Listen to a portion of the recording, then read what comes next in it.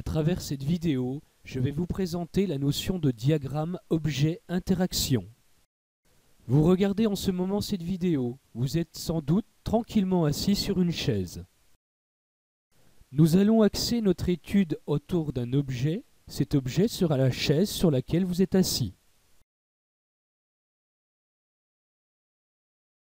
Observons maintenant l'environnement de cette chaise et posons-nous la question suivante.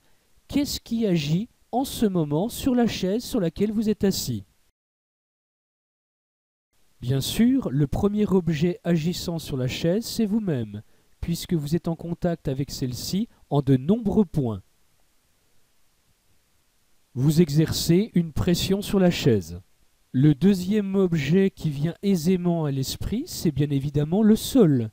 Puisque la chaise repose sur le sol, alors le sol exerce également une action sur la chaise. Nous pourrions penser que nous avons fait le tour des objets agissant sur la chaise. Mais non, il ne faut pas oublier quelque chose.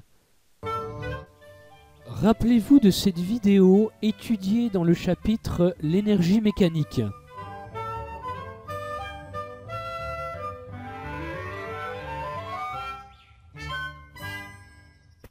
Selon la légende, c'est en prenant une pomme sur la tête que Newton eut l'idée géniale de la gravitation universelle. Tous les corps s'attirent entre eux dans l'univers. Ainsi, la Terre attire la pomme, mais la pomme attire aussi la Terre. Étant donné la différence de masse, c'est la pomme qui va vers la Terre et non le contraire. Vous allez me dire, mais quel est le lien entre la chaise et la pomme ? Eh bien, tout simplement, si la Terre attire la pomme, eh bien la Terre attire également la chaise. Ainsi, dans la liste des objets agissant sur l'objet d'étude, c'est-à-dire la chaise, il faut rajouter la planète Terre.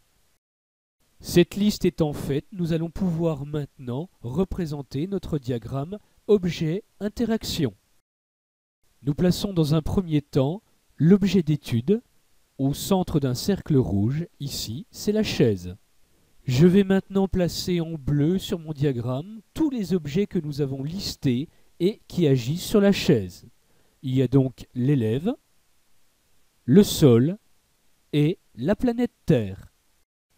Afin de matérialiser sur le diagramme les actions, je vais les représenter par des flèches. L'élève exerce une action sur la chaise. Cette action étant une action de contact, je la représente par une flèche en trait plein.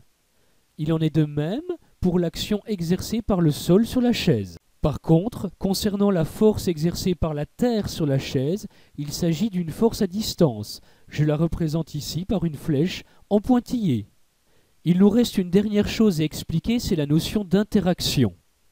En effet, nous avons vu que vous exercez une action sur la chaise, c'est une pression. Mais également, la chaise exerce une action sur votre corps, sinon vous tomberiez de la chaise.